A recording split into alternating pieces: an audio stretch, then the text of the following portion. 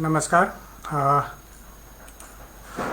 आज बुकाहलिसको यो कार्यक्रममा मलाई निमन्त्रणा दिनुभएर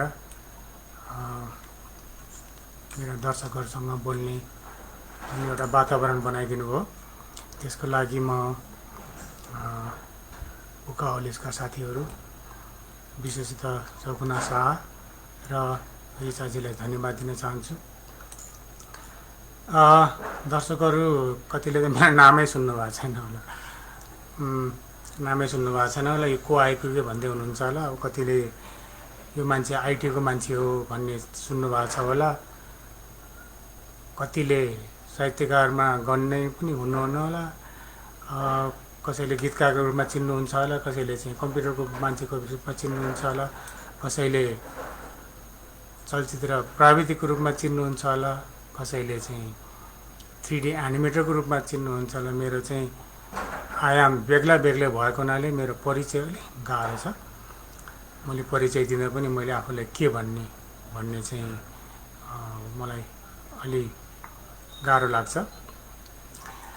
तर म आफ्नो आजको परिचय चाहिँ गीतकार र गजलकारको रूपमा दिन चाहन्छु।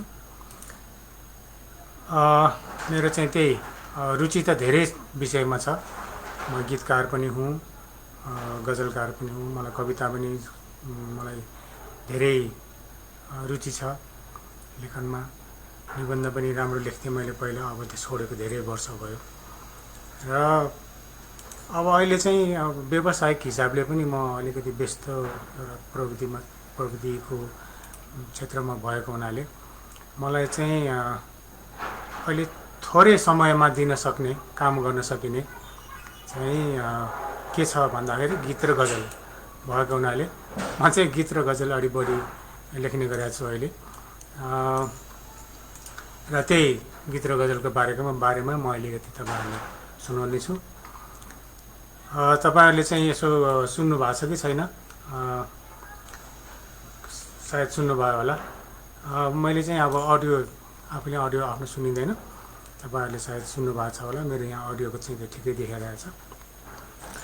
म चाहिँ अब गीत र गजल मात्रै लेख्न थालेको छु। अहिले गीत र गजल लेखेको 30-32 वर्ष भयो र मेरो चाहिँ मुख्य विधा गीत र गजल नै हो। तर मलाई कविता पनि मनपर्छ, कविता लेख्छु कहिलेकाहीँ, अझै पनि मुक्तकहरू लेख्छु र मलाई चाहिँ लेखहरू लेख्न अझै पनि मन लाग्छ।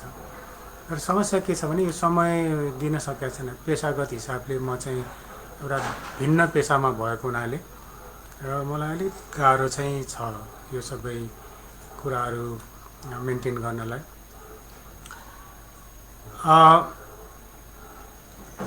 म चाहिँ अब अहिले तपाईँहरूलाई चाहिँ डिफ्रेन्ट विधाहरू भए पनि, धेरै विधाहरू भए पनि म अहिले दुईवटा मात्रै विधाको बारे कुरा गर्छु यो होल सेसनमा। माफी चाहन्छु, मेरो यो भाषा अलिक बिग्रेको छ, किनभने नेपाली भाषा चाहिँ बोल्नुभन्दा पनि यो कम्प्युटरको क्षेत्रमा लागिसकेपछि अनि विदेशीहरूसँग भेट हुने, सबै विदेशी भाषा चलाउन पर्ने हुनाले बेला बेलामा मेरो अङ्ग्रेजी शब्दभित्र आउँछ, त्यसलाई चाहिँ नर्मली लिइदिनु होला।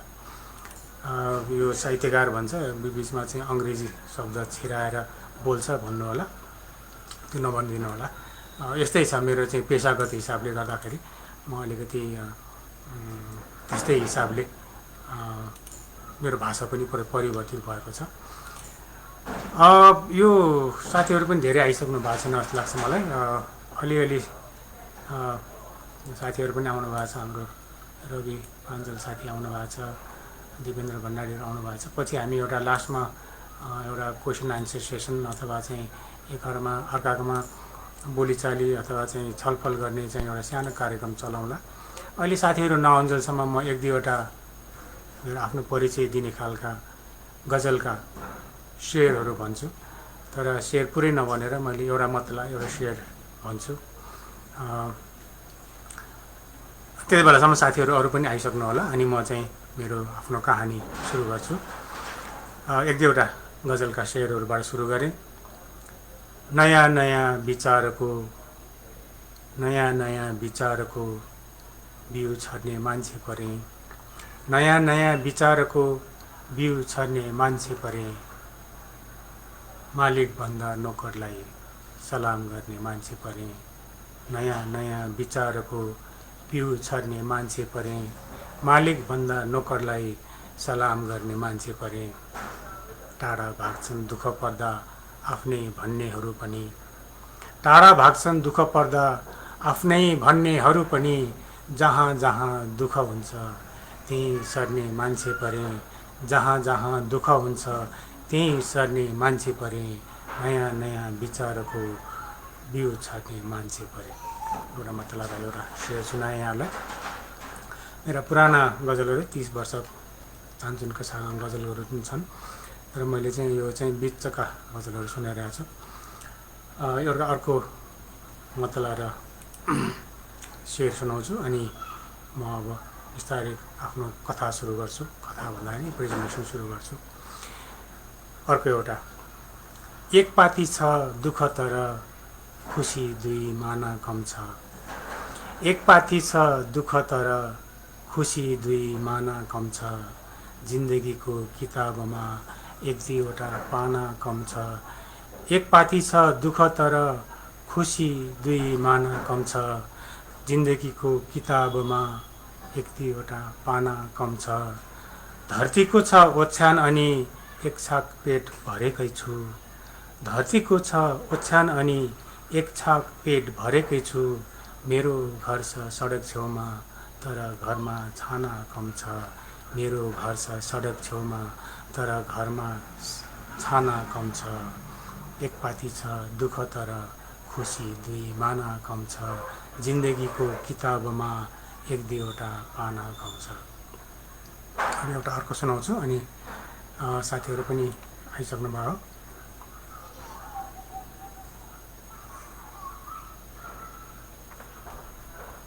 ओके, हाम्रो रिचा बहिनीले चाहिँ गीत गजल थाहा छ, कविता थाहा थिएन, तर कविता सुनाउनु भनेको छ। मैले कविताको चाहिँ कता कता राखेको छु, खोज्नुपर्छ, पाएँ भने सुनाउँछु। अर्को एउटा गजलको टुक्रा सुनाएँ। धेरै माथि पुगेका छन् कुरा मिलाउने मान्छे। धेरै माथि पुगेका छन् कुरा मिलाउने मान्छे। नाङ्गै सुतेका छन् तिम्रो लुगा सिलाउने मान्छे। धेरै माथि पुगेका छन् कुरा मिलाउने मान्छे। नाङ्गै सुतेका छन् तिम्रो लुगा सिलाउने मान्छे। लोकतन्त्र गणतन्त्र आएको छ चुपचाप बस। लोकतन्त्र गणतन्त्र आएको छ चुपचाप बस। आफ्नो मुख खोले हुन्छ गर्दन चिलाउने मान्छे। नाङ्गै सुतेका छन् तिम्रो लुगा सिलाउने मान्छे। अब म मेरो प्रेजेन्टेसनमा सुरु गर्छु। अब यसमा चाहिँ मेरो 2-3 चरणमा सुनाउँछु म। एउटा प्रथम चरण चाहिँ मेरो आफ्नो परिचय दिन्छु। मैले आफ्नो साहित्यिक परिचय त माथि दिइहालेँ। नयाँ नयाँ विचारको बिउ छर्ने मान्छे परे। मालिक भन्दा नोकरलाई सलाम गर्ने मान्छे परे भनेर। त म यी चाहिँ भयो साहित्यिक तरिकाका परिचयहरू। मेरो बाहिर अलिकति हल्ला छ, यो ट्रक सडक के आइरहेको छ, हल्लाले त मलाई डिस्टर्ब गरिरहेको छ भने के गर्ने। अब यो जब भन्न सकिएन। ओके, अब मेरो साधारण परिचय पहिलो चरणमा म चाहिँ मेरो परिचय मैले भनिहालेँ। मेरो परिचय भन्नै गाह्रो छ। एउटा त म पेसाले म कम्प्युटरमा छु र करिब 37 वर्षदेखि यो क्षेत्रमा छु। झन्डै 1983 साल भनेको चाहिँ 39-40 सालदेखि म कम्प्युटरको क्षेत्रमा छु। म सफ्टवेयर बनाउँछु, मोबाइल एप बनाउँछु अनि धेरै पुराना सफ्टवेयरहरू ब्याङ्किङ सफ्टवेयरदेखि लिएर हाम्रो एयरपोर्ट ठुलो एयरपोर्ट बन्दाखेरिको चाहिँ त्यो एयरपोर्टको सतह मिलाउनेदेखि लिएर सबै प्रोग्रामिङ जमानामा गरेको थिएँ। र ती सफ्टवेयरहरू बनाउँदाखेरि म सानै थिएँ। म चाहिँ 17-18 वर्ष उमेर थियो मेरो। तर मैले मेरो ध्यान मन तन सबै कम्प्युटरमा भएको हुनाले त्यो बेला मैले राम्रो तरिकाले सफ्टवेयरहरू बनाएँ र पछि मैले त्यस कारण चाहिँ म चाहिँ अब मेरो पेसाको हिसाबले म सफ्टवेयर प्रोफेसनल भन्न रुचाउँछु। त्यस्तै पछि मैले नेपालमा पहिलोचोटि 3D एनिमेसन सुरु गरेँ। नेपाल टेलिभिजनको लोगो, इमेज च्यानलको लोगो जुन देख्नुहुन्छ, हिमालय टिभीदेखि लिएर यी लोगो जस्तै मैले बनाएको हो पहिला पहिला। 3D एनिमेसन सुरु गरेको हुनाले 1982 भने कति पऱ्यो, झन्डै 49-50 सालमा मैले चाहिँ 3D एनिमेसन सुरु गरेँ। र सँगसँगै 3D एनिमेसन सँगसँगै के भयो भने त्यो सँगसँगै मैले ननलिनियर एडिटिङ भन्ने चाहिँ कम्प्युटरबाट एडिटिङ, पहिला ठुलो ठुलो मेसिनमा भिडियो चक्का राखेर सम्पादन गरिन्थ्यो भने पछि चाहिँ मैले कम्प्युटरबाट सम्पादन गर्न सकिन्छ भनेर कम्प्युटरमा मैले सुरु गरेँ। त्यो सँगसँगै त्यो कम्प्युटरमा भिडियो एडिटिङ सुरु सँगसँगै त्यही ताका चाहिँ चलचित्र पहिला रिल काटेर गरिन्थ्यो, अनि मैले चाहिँ त्यो रिल काट्ने व्यवस्थालाई चाहिँ भङ्ग गर्दै नयाँ प्रविधि जसले चाहिँ कम्प्युटरमा बाट चलचित्र सम्पादन गर्ने काममा लागेँ। र अब म चलचित्र सम्पादक पनि हुँ, म 3D एनिमेटर पनि हुँ, कम्प्युटर प्रोफेसनल पनि हुँ। यी तीनवटै विषय म पढाउँछु, अडियो भिडियो अथवा श्रव्य दृश्य पनि पढाउँछु, सम्पादन सम्बन्धी पढाउँछु, 3D एनिमेसन सम्बन्धी पनि पढाउँछु। मेरो पेसा जुन कम्प्युटर सफ्टवेयर छ त्यो पनि म पढाउँछु। यी सबै म पढाउँछु। मेरो चाहिँ सल्लाहकार पनि छु ठुल्ठुला कम्पनीहरूमा। तर म चाहिँ अहिले आज चाहिँ बढी गीत गजल लेख्ने भएको हुनाले म चाहिँ गीतकार र गजलकार पनि हुँ भन्न आफूले रुचाउँछु। मलाई अलिक गर्व लाग्छ गीतकार गजलकार हुँ भन्न। र त्यही आज म बढी चाहिँ गीत र गजलमै बढी म केन्द्रित हुन्छु। यहाँलाई चाहिँ अब अरू विषयमा त्यति इन्ट्रेस्ट नहुन पनि सक्छ होइन, मैले आफ्नो धेरै कुरा भनेर पनि जरुरी ठान्दिनँ। अहिले म चाहिँ सिन्क्लेयर एकाडेमी भन्ने चाहिँ यही मिडिया र आइटी सम्बन्धी एउटा सफ्टवेयर सम्बन्धी एउटा इन्स्टिच्युट छ, त्यसको म कार्यकारी हुँ, कार्यकारी निर्देशक भनौँ। र त्यसै गरी सिल्भर गेट सफ्टवेयर भन्ने अर्को कम्पनी छ, त्यसको पनि म कार्यकारी निर्देशक हुँ। एभरेस्ट फिल्म एकाडेमीमा मैले यो एडिटिङ सम्बन्धी पनि पढाइरहेको थिएँ। त्यो हालै आफ्नै एकाडेमी भइसकेपछि म त्यता अलिक कन्सन्ट्रेट कम गरेर मैले सिन्क्लेयर एकाडेमी चाहिँ मै बढी अहिले चाहिँ आफूलाई जोड दिइरहेको छु। र वातावरण पत्रकार सङ्घ भन्ने सुन्नुभयो होला, त्यसको चाहिँ म विज्ञ सदस्यको रूपमा छु। नेफेज भन्छौँ हामी सर्टकटमा। त्यसको चाहिँ म विज्ञ सदस्यको रूपमा छु। त्यसै गरी हाम्रो एउटा संस्था छ किताब सम्बन्धी, बुक बोर्ड भन्छौँ, साहित्य सम्बन्धी। हामी त्यसलाई चाहिँ नेपालको किताबहरू विदेशमा चाइनिज भाषा, कोरियन भाषा, अङ्ग्रेजी भाषामा नेपाली किताबहरूलाई ट्रान्सलेट गर्ने, अनुवाद गर्ने भनेर त्यसमा लागेका छौँ। त्यसको चाहिँ एउटा बुक बोर्ड नेपाल भन्ने संस्था छ, त्यसमा म उपाध्यक्ष छु। र मञ्जुश्री मिडिया भन्ने एउटा मिडिया कम्पनी हो, त्यसमा निर्देशक छु। र चीनको एउटा संस्था छ, यो Silk Road International Cooperation Organization भन्ने, त्यसको चाहिँ आइटी सल्लाहकार छु। र अब साहित्यमा त म खासै केही देखिया छैन। म के छु भन्दाखेरि चाहिँ अनलाइन एउटा नेपाली गजल .com भन्ने थियो, त्यो अहिले हामीले हालै 1 वर्ष जति बन्द गरेको, फेरि सुरु गर्न लागेको छ। त्यसको चाहिँ म प्रधान सम्पादक छु। र आर्मी पुलिसतिर म पुलिसमा त 20औँ वर्षदेखि श्रव्य दृश्य पढाइरहेको छु। आर्मी अख्तियारतिर यी सबै ठाउँमा चाहिँ म अडियो भिडियो आइटी सम्बन्धी विभिन्न काममा व्यस्त छु। यी भयो मेरा व्यावसायिक कुराहरू। अब मलाई चाहिँ के मनपर्छ भन्दा मलाई सङ्गीत मनपर्छ। म एकदम धेरै क्लासिकल सङ्गीतहरू सुन्छु, चाहे त्यो क्लासिकल सङ्गीत वेस्टर्न क्लासिकल होस् या चाहिँ हिन्दुस्तानी क्लासिकल होस् होइन, दुईटै हिसाबले म चाहिँ क्लासिकल म्युजिकहरू सुन्छु। त्यसै गरेर मलाई मनपर्ने चाहिँ शान्त प्रकृति भएको ठाउँ मनपर्छ। म धेरै लेखन त्यसरी गर्न सक्छु। मलाई सिर्जना गर्न चाहिँ एक्लो भयो भने चाहिँ मलाई सिर्जना गर्न एकदम धेरै मलाई सक्छु भनौँ न, धेरै सिर्जना गर्न सक्छु। अनि अलिक धेरै मान्छे भएको ठाउँमा अलिक काम मलाई गाह्रो पर्छ। मलाई चाहिँ मेरो बेसिक परिचय, मेरो पेशागत परिचय त यति नै हो। मेरो साहित्यमा रुचि कसरी बढ्यो, के गर्यो भन्ने विषयमा थोरै म आफ्नो चाहिँ बाल्यकालको कुरा गर्छु अनि त्यसपछि म साहित्यमा आउँछु।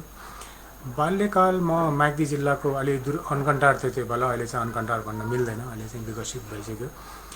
अनकन्टार जिल्ला, म्याग्दी जिल्लाको बेनीबाट झन्डै आधी घन्टा 45 मिनट हिँडेर पश्चिमतिर जानुपर्छ। एउटा तातो पानी भन्ने ठाउँ छ, त्यसको छेउमा चाहिँ सिङ्गा भन्ने एउटा ठाउँ छ। त्यही ठाउँमा जन्मेको हुँ र स्कुल पनि त्यही सिङ्गा भन्ने ठाउँकै धौलागिरी स्कुलमा मैले पढेको हुँ। अब सानोमा हाम्रो त्यति सम्पन्न परिवार होइन, निम्न आय भएको निम्नवर्गीय किसान परिवार हो। अब त्यो निम्नवर्गीय किसान परिवारबाट म सुरु गरेँ। अब सुखी परिवार थियो हाम्रो, त्यति थिएन, यदि प्रब्लम थिएन भनौँ न। अब खाना लाउन पुगेकै थियो, तर एकदम मुस्किल ठिकैले थियो। आफ्नै खेतीले आफ्नै उसले पुग्थ्यो, गाई बस्तुले दही दुध खान पुगे हुन्थ्यो। आफ्नै बारी खेतबाट उम्रेका सबै कुराहरूले उब्जनी भएकाले हामीले खान पुग्ने थियो। तर म 6 वर्षको हुँदाखेरि बुवा बित्नुभयो।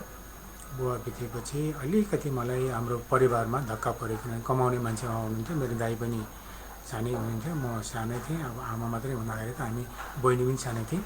अलिकति परिवारमा चाहिँ गाह्रो भयो, किनभने अब मेन कमाउने मान्छे नै नभएपछि हामीलाई अलिकति समस्या, आर्थिक समस्यादेखि लिएर सबै पारिवारिक समस्या, गाउँलेले हेर्ने नजर, अब त्यो सबै दृष्टिकोण सबै फरक पर्न गयो।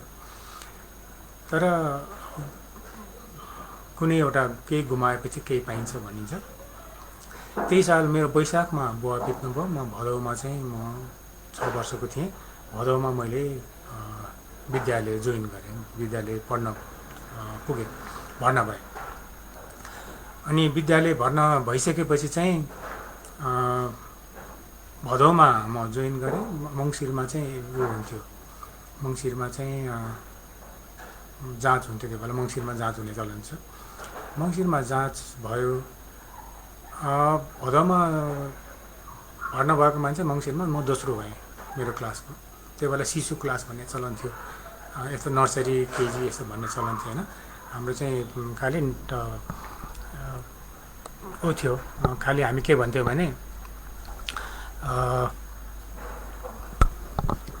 शिशु 1, 2 भन्ने चलन थियो।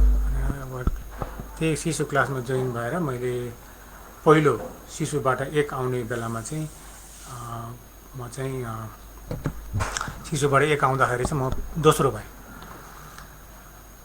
अब मलाई कस्तो इक थियो त्यो बेला भने म दोस्रो भएँ भन्ने ठुलो इक, मलाई चाहिँ पहिलो हुनुपर्ने, दोस्रो भएँ। पहिलो को भयो भन्दाखेरि स्कुलको हाम्रो चेयरम्यानको छोरा होइन, अध्यक्षको छोरा। मैले चाहिँ बिचरा ऊ 1 वर्ष पढेको, मैले जित्नु स्वाभाविकै थियो। तर मलाई के लाग्यो भने म त दोस्रो बनाएँ, अध्यक्षको छोरालाई पहिलो बनाएँ भने त्यति एक थियो। मैले 1 देखि 2 जाने बेलामा यति धेरै पढेँ मैले, म पहिलो भएँ, त्यो चाहिँ अध्यक्षको छोरा चाहिँ दोस्रो भयो। त्यसपछि फेरि म यति धेरै मेहनत गरेँ, 2बाट 3 जानुपर्ने, हाम्रो त्यो बेला डबल प्रमोसन भन्ने हुन्थ्यो। म 2बाट एकैचोटि 4 पुगेँ, 3 पढ्नै पाएन। अब 3 नपढ्नुको व्यथा एउटा अर्को छ। फेरि 3मा त्यो बेला चाहिँ अङ्ग्रेजी सुरु हुन्थ्यो। अहिले जस्तो हामी चाहिँ शिशु 1, 2मा चाहिँ अङ्ग्रेजी सुरु हुँदैन थियो। त अङ्ग्रेजी सुरु हुने चाहिँ बेला थियो 3 क्लास। 3 क्लासमा मैले पढ्नै पाइनँ। अब 3 क्लासमा पढ्न नपाएको समस्या के भयो भने अङ्ग्रेजी चाहिँ मेरो राम्रो भएन। अब के गर्ने भन्दाखेरि 4 क्लासमा मैले एकदमै मेहनत गरेँ। अनि 4 क्लासमा मेहनत गरेपछि अङ्ग्रेजीमा पनि राम्रो भयो। अब यति राम्रो अक्षर थियो भन्छन्, अब मलाई थाहा छैन, आफ्नो प्रशंसा आफूले गर्न मिलेन। एकदम राम्रो अक्षर थियो तेरो, त्यसले गर्दाखेरि तँलाई चाहिँ 5 क्लासको चाहिँ ऊ हामीलाई चाहिँ यो दिन्थ्यो क्या। 5 क्लासको चाहिँ क्वेसन आन्सर गर्नलाई चाहिँ मलाई दिन्थ्यो, क्वेसन बनाउनलाई 4 क्लासको व्यक्तिले। अनि मैले चाहिँ मैले फुर्ती लाउँदै भन्थ्यो, हो 5 क्लासको मैले चाहिँ प्रश्न बनाएर आएको आज भन्थेँ। अब यही हुँदै गयो। यस्तै हुँदै गयो र बिस्तारै बिस्तारै हाम्रो चाहिँ 4 क्लासमा चाहिँ म जब थिएँ त्यतिबेला एकदम माया गर्ने मेरो शिक्षकहरूले, विशेष गरी प्रिन्सिपलले पनि एकदम माया गर्नुहुन्थ्यो। अनि उहाँले के भन्नुभयो भने एक दिन चाहिँ म घरमा बसिरहेको थिएँ, शनिबारको दिन, बहिनी हेर्नु पर्थ्यो, बहिनी अब आमा काममा जानुहुन्थ्यो, बहिनी हेर्नुहुन्थ्यो, म चाहिँ प्रिन्सिपल आउनुभयो मेरो प्रधानाध्यापक, उहाँ आएर हिँड एउटा बेनीमा एउटा एक्जाम छ त्यो दिनुपर्छ, जाँच दिनु जानुपर्छ भने। अनि मैले चाहिँ कहाँ जानुपर्ने, मैले त बहिनी हेर्दैछु, कोही पनि छैन घरमा भने। होइन, हिँड्नुपर्छ त। अब म घरको लुगा लगाएको छु, त्यही पनि अब गाउँको मान्छे, घरको लुगा मैला मैला थियो। अनि मैले काकीलाई बहिनी हेरिदिनुहोस् न, म चाहिँ जाँच दिनु जानु पऱ्यो भने। अब सर चाहिँ अग्लो लामो लामो पाइला भयो कि यति छिटो हिँड्नुहुन्थ्यो, म चाहिँ हिँड्नै सक्दैन थिएँ, झन्डै 40-45 मिनट हिँड्नुपर्ने। अनि त्यही हिँड्ने क्रममा चाहिँ उहाँले चाहिँ बाटोमा भन्दै जानुभयो, यो चाहिँ तैँले राम्रो गर्नु, राम्रोसँग पढ्नु, राम्रो एक्जाम दिनु, अब तैँले राम्रोसँग पढ्छस् के अरे त्यो थाहा छँदैछ, तर राम्रोसँग सोचेर जाँच दिनु, तँलाई चाहिँ यसको नयाँ तँलाई चाहिँ एउटा नयाँ हो, तेरो अपर्च्युनिटी हो भन्दै लानुभयो। अब मलाई चाहिँ के हो पनि थाहा छैन, पुग्यो, बेनी पुग्यो, बेनी झन् 40-45 मिनट हिँडेर चाहिँ सदरमुकाम पुग्यो, सदरमुकाममा जाँच दिन सुरु गरियो। धेरै थिए, झन्डै 200-300 जना जाँच दिने मान्छे थिए, जाँच दिए, जिल्लाभरिका मान्छे थिए। अनि जाँच दिएपछि एकछिनपछि पर्खन है भनेर मलाई र प्रिन्सिपलले पर्खाए। अनि पर्खेपछि मैले के रहेछ, अब धेरै ढिलो भइसकेको थियो, फेरि एक्जाम दिँदाखेरि नै 2-3 घन्टाको एक्जाम, हामी ढिलो पुगेका थियौँ। त्यसपछि खबर आयो म चाहिँ प्रथम भएर त्यो एक्जाममा, र त्यो नै मेरो जिन्दगीको टर्निङ पोइन्ट भयो। एउटा चाहिँ नयाँ मोड आयो। पहिलो मोड चाहिँ बुवा बित्नुभयो, सेकेन्ड मोडमा चाहिँ मैले यो जाँच पास गरेँ। यो भनेको चाहिँ मेरो जिन्दगीको ठुलो मोड थियो, ठुलो अवसर थियो। त्यो अवसर भनेको म बुढानी कन्ट्री स्कुलमा मेरो जिल्लाको टप गरेर बुढानी कन्ट्री स्कुल पढ्नलाई छात्रवृत्तिमा पढ्नलाई सिलेक्सन भएछु र म बुढानी कन्ट्री पढ्न आएँ। अब मेरो चाहिँ साहित्यको सुरुवात कहाँबाट भयो, अब साहित्यमा कसरी लागि भन्ने चाहिँ सबैको कौतूहल थियो होला। म चाहिँ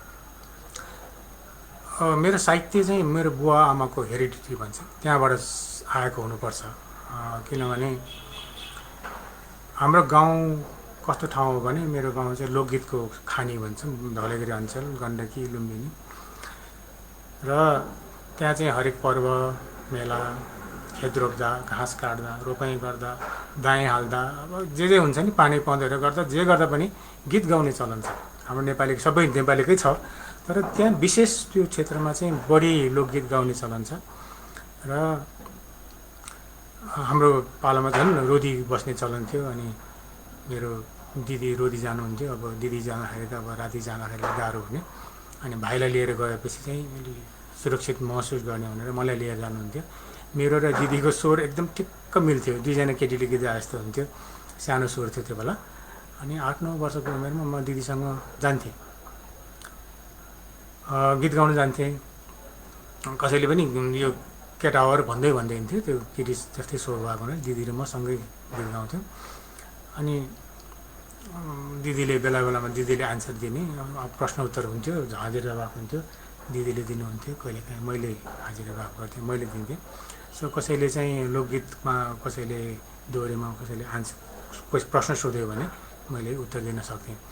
सो त्यो त तुरुन्तै जवाफ दिनुपर्छ, तपाईँलाई थाहा छैन यस्तो दोहोरीमा कस्तो हुन्छ होइन।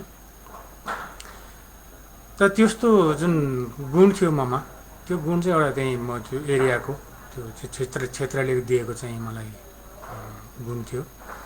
त्यो क्षेत्र मात्र होइन, मेरो आमा बुवाको रगतबाट त्यो गुण आएको थियो मलाई।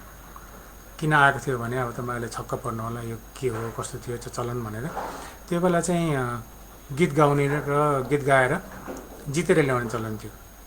अनि मेरो बाले मेरो आमालाई कति 5-6 दिन 5 रात चाहिँ गीत गाएर, दुईजना हार्नुहुन्न, नहारेपछि कम्पिटिसन भएको भयो।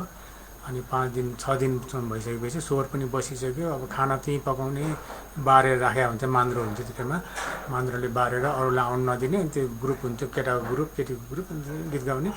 5 दिन 6 दिन 5 रात गाइसकेपछि 6औँ दिनमा चाहिँ मेरो बुवाले मेरो आमालाई जितेर ल्याउनु भयो।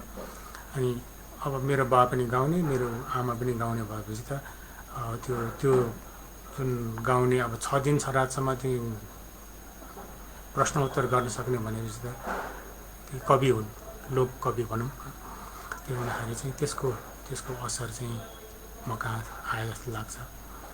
र त्यसरी नै मेरो चाहिँ साहित्यको प्रथम चाहिँ प्रेरणा भनेको, प्रथम सुरुवात भनेकै मेरो आमा बुवाको रगतबाट आएको मसँग। अब लोक गाउने भएको हुनाले मसँग त्यो शब्द कथ्ने शक्ति मात्र होइन, त्यो किसिमको लय चेत पनि थियो। किनभने लोकगीत चाहिँ डिफ्रेन्ट भेराइटीका हुन्छन्, कोही कुन मात्राका, कोही कुन मात्राका हुन्छन् होइन। र आमा बाउले गाउने गीत चाहिँ एकदम गाह्रो गीत थियो। यानी माया भन्ने गीत र सालेजो भन्ने गीत हाम्रो क्षेत्रमा एकदम चाहिँ चल्छ। ती दुवै गीतमा चाहिँ आमा बाबा चाहिँ एकदम पर्फेक्ट हुनुहुन्थ्यो। हामीलाई गाउनु पऱ्यो भने हामीलाई मुस्किल पर्थ्यो, तर हामीले ट्राई गर्थ्यौँ। त्यही हो, अब मेन चाहिँ ममा आएको चाहिँ गुण, साहित्यको गुण चाहिँ मेरो आमा बाबुबाट आएको हो।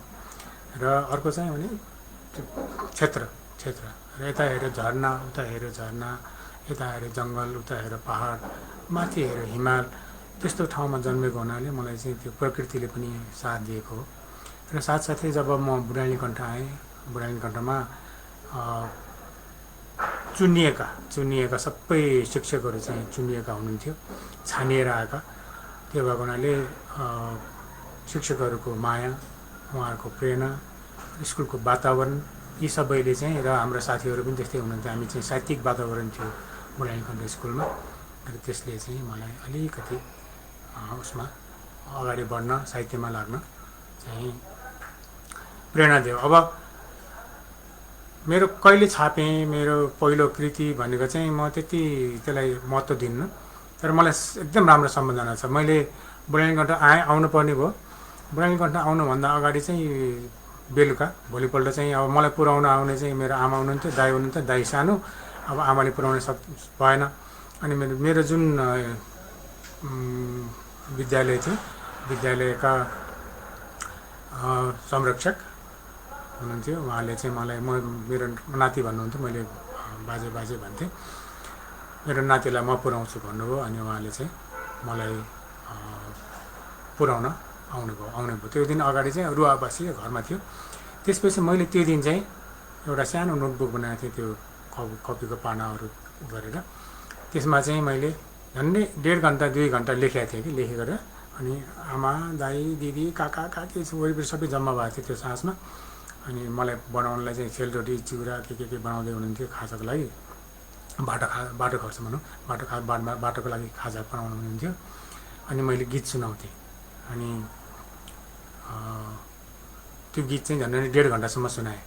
भने अब मैले गीत गाउँदाखेरि मेरो स्वर राम्रो थियो बेला, अब अहिले पो धोत्रे भएको छ, अब प्र्याक्टिस पनि छुटिएको छ। अनि सुनाएँ गीत। सबै आमा बाबु सबै जो वरिपरि थिए सबै मलाई हेर्न आएकाहरू चाहिँ सबै रोए। त्यस्तो किसिमको चाहिँ मैले लोकगीतै होइन, लोकगीतैमै भने कति कुराहरू। त्यसपछि भोलिपल्ट म आएँ। अब त्यसपछि अब हामीले स्कुलमा आयौँ। स्कुलमा आएपछि स्कुलको वातावरणले मलाई धेरै कुरा सिकायो। र स्कुलमा हाम्रो एउटा राम्रो कुरा के थियो, पुस्तकालय हाम्रो एकदमै राम्रो थियो। ठुलो पुस्तकालय थियो। त्यसमा हामीले चाहिँ हजारौँ किताब, जुन पुस्तक चाहिँ बजारमा पाइँदैन थियो, त्यहाँ चाहिँ त्यस्तो कलेक्सन थियो। त्यसले गर्दाखेरि मलाई त्यो पुस्तकहरूले एकदम मलाई जहिले मलाई तानिराख्ने र पुस्तकमै म समय बिताउँथेँ। र पहिलो 4 क्लासमा मलाई एकदम गाह्रो भयो, किनभने गाउँको स्कुलबाट आएको, एउटा त अङ्ग्रेजीमा कमजोर, त्यसपछि दोस्रो चाहिँ नयाँ वातावरण। मलाई 4 क्लासमा चाहिँ गाह्रो भयो, 4 कक्षामा चाहिँ। तब 5 क्लासदेखि चाहिँ मेरो नेपाली पनि राम्रो हुँदै गयो। 5, 6देखि लिएर 10सम्मै म स्कुलमा पहिलो भएर नै नेपालीमा पहिलो नै भएँ। मेरो चाहिँ अञ्चल स्तरीय हुन्थ्यो 7 क्लासमा। त्यो बेला चाहिँ मेरो संस्कृत र नेपालीमा टप आएको थियो। र हामीले स्कुलमा हुँदाखेरि यो साहित्यिक वातावरण थियो भने थियो नि, यो साहित्यिक वातावरणले गर्दाखेरि मैले एउटा हामीले चाहिँ रश्मि भन्ने पत्रिका निकालेको थियौँ, हातले लेखेर लिथोमा हुन्थ्यो। त्यो लिथोले हामीले चाहिँ पहिला चाहिँ फोटोकपी भन्ने भनिन्थ्यो, लिथोमा चाहिँ प्रिन्ट गरेर हामीले 50 कपी 100 कपी हामीले चाहिँ लिथो गर्थ्यौँ। अनि कभर चाहिँ ब्ल्याक एन्ड व्हाइट प्रिन्ट गर्थ्यौँ, त्यसमा कलर पेन्ट गर्थ्यौँ साथीहरू मिलेर। हामीलाई चाहिँ त्यो पेन्ट गर्ने बेलामा चाहिँ हेल्प गर्नुहुन्थ्यो हाम्रो पेन्टिङको शिक्षक हुनुहुन्थ्यो, आर्ट टिचर हुनुहुन्थ्यो इन्द्र प्रधान। उहाँ चाहिँ नेपालको एकदमै ठुलो आर्टिस्ट हुनुहुन्छ। अनि उहाँले चाहिँ सिकाउनुहुन्थ्यो, यहाँ कलर यस्तो राख उस्तो राख भनेर। अनि हामीले बनाउँथ्यौँ, स्टिच गर्थ्यौँ। अनि स्कुलको सबै 6-7वटा हाउस थियो, त्यहाँ पुऱ्याउँथ्यौँ। टिचरहरूको रुममा पुऱ्याउँथ्यौँ, हरेक साथीहरूको जे रुम भन्ने हुन्थ्यो त्यहाँ पुऱ्याउँथ्यौँ। यसरी हातले लेखेर चाहिँ हामीले पत्रिका निकाल्थ्यौँ। त्यो चाहिँ म क्लास 6-7 हुँदाखेरि, र त्यही क्लास 7मा चाहिँ 7 क्लास कक्षा हुँदाखेरि मेरो पहिलो चाहिँ कविता त्यही रश्मिमा छापिएको थियो। र मलाई सम्झना छ त्यो कविता अझै पनि। मैले चाहिँ अब पहिलो लाइनमा चाहिँ इङ्ग्लिस, त्यो अहिले मैले इङ्ग्लिस बेलामा राख्दै बोले जस्तो, त्यहाँ पनि म डस्टबिनको कागजको बिरहको गीत भनेर लेखेको थिएँ। मैले त्यो डस्टबिन भनेपछि हटाएर टुक्रिएको कागजको बिरहको गीत, बादलको टुक्रामा अल्झिएको शीत, मैले सरिसकेको फुलको उडिसकेको बासमा आधी आधी मरेको लक्ष्यहीन लास भन्ने एउटा कविता लेखेँ। अब यो कविता कथामा अलिकति निराशावादी, मेरो कविताहरू धेरै निराशावादी हुन्छन्, किन मैले सानोमा देखाएको छु, दुःख देखाएको छु, समस्याहरू हुँदै गए। पछि म बिदा भयो भने सबै साथीहरू खुसी हुन्थे, म बिदा भयो भने घर जानुपर्छ भनेर दुःखी हुन्थेँ। त्यस्तो पनि अवस्था थियो कुनै बेला। मलाई घर जानै मन लाग्दैन थियो। अनि मैले चिठी लेख्थेँ, प्रिन्सिपललाई चिठी लेखेर, हाउस मास्टरलाई चिठी लेखेर, ल न मलाई चाहिँ स्कुलमा बस्ने वातावरण बनाइदिनुहोस्, म जान्न घर भन्थेँ। त्यसको कारणहरू छन्, कति कुराहरू छन्। म घर जाँदैन थिएँ। अनि म चाहिँ स्कुलमै बस्थेँ। स्कुलमा म चाहिँ सङ्गीतको लागि हार्मोनियम हुन्थ्यो, त्यसपछि गिटार हुन्थ्यो। किताब त म लाइब्रेरीबाट चाहिँ एकैचोटि, त्यो छुट्टी 1 महिनाको छुट्टी छ भने म 30वटा किताबले बोकेर आउँथेँ। उपन्यास, कविता, कथा, निबन्ध सबै, इङ्ग्लिस नेपाली सबै बोकेर आउँथेँ। र कहिलेकाहीँ त म 2-3टा किताब पढ्थेँ एउटा दिनको, त्यस्तो छिटो पढ्ने म। र त्यसरी चाहिँ मेरो चाहिँ बाल्यकालमा साहित्यको चाहिँ चस्का त्यसरी आयो। अनि रश्मि सम्पादक गरेँ। सम्पादन चाहिँ मैले 2 वर्ष रश्मिको सम्पादक भएर काम गरेँ। त्यसपछि स्कुलको एउटा मुखपत्र हुन्थ्यो, तर मुखपत्र भनेर अहिले जस्तो स्कुलको बारेमा होइन, हामी साहित्यिक पत्रिका हुन्थ्यो। र त्यो साहित्यिक पत्रिका, जसको नाम चाहिँ भन्ज्याङ थियो, त्यो चाहिँ 3 वर्ष जति मैले सम्पादन गरेँ। र त्यति बेला मैले चाहिँ अब हाम्रो जस्तो अहिले जस्तो प्रविधि थिएन, लेटर प्रेसमा गएर उल्टो अक्षरहरू गर्न पर्थ्यो। अनि त्यसपछि छापेर त्यसलाई चाहिँ प्रुफ रिडिङ भन्ने, त्यसपछि लेटर प्रेस भनेको के हो, लेटर कसरी राख्ने, मार्जिनहरू कसरी मिलाउने, त्यो सिधा कसरी पार्ने भन्ने कुराहरू त्यहाँ सिक्यो। धेरै जानु पर्थ्यो भन्ज्याङ प्रिन्ट गर्नलाई। अनि आफै सम्पादक भएपछि हेर्नु पऱ्यो, प्रुफ रिडिङ पनि गर्नु पऱ्यो होइन। त्यसरी चाहिँ मेरो प्रिन्टिङ सम्बन्धी पनि त्यसरी बढ्यो, के अरे अगाडि अलिक ज्ञान पनि बढ्यो। अब साहित्यमा चाहिँ भनौँ न, एउटा रश्मिमा त्यो म भन्ने लेखिसकेपछि मैले भन्ज्याङमा मेरो भोको पेट भन्ने एउटा कविता निस्क्यो। त्यसमा चाहिँ सबै मेरो शिक्षकहरूदेखि लिएर जति पनिले पढेपछि ओहो यस्तो कविता लेख्दो रहेछ यो त भन्ने सुरु भयो। त्यो चाहिँ कक्षा 8 हुँदाखेरि भोको पेट जन्माउने बिहान भन्ने एउटा कविता थियो। म चाहिँ कवितामा चाहिँ अलि ईश्वर बल्लभतिरको असर थियो मलाई। शैली पनि त्यस्तै थियो मेरो, भाषा शैली, लेख्ने शैली, शब्दका चयनहरूदेखि लिएर त्यस्तै थियो। अब हामी अहिले कक्षा 9को विद्यार्थीहरूलाई यस्तो लेख भने अलि गाह्रो मान्छन्। नेपाली पनि कमजोर छ अहिलेको धेरै बोर्डिङ स्कुलको विद्यार्थीहरूको। त्यही बेला हाम्रो नेपाली एकदमै राम्रो, इङ्ग्लिस पनि राम्रो, किनभने इङ्ग्लिस पनि हामी धेरै किताब पढ्थ्यौँ, इङ्ग्लिस पनि राम्रो, नेपाली पनि राम्रो। र यति धेरै चाहिँ कविता लेखिन्थ्यो त्यो बेला होइन, मुक्तक लेखिन्थ्यो, कविता लेख्ने, कथा लेखिन्थ्यो। अनि मसँग चाहिँ दिपेन्द्र शाह जो चाहिँ राजकुमार हुनुहुन्थ्यो बेला, उनी पनि म सँगसँगै मलाई खुब मन पराउने, किन म लेख्ने, उनी पनि लेख्थ्यो, कविता लेख्थे।